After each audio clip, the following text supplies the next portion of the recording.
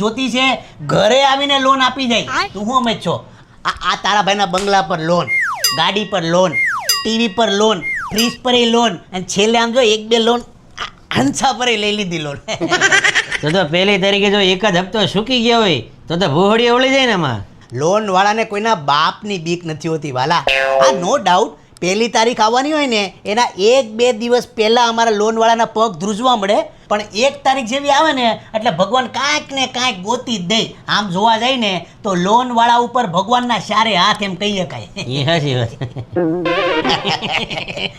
ઈ હાચું. હવે ઈ બધું છોડ, તારા નાસ્તામાં હું જોઈએ કે ભાઈ મારે નાસ્તો કાંઈ નથી કરવો. એમ નો હાલ્યો ભાઈ. મારી ઘરે આવ્યો એટલે એમ ખાધા પીધા વગર હું નો મોકલું હો.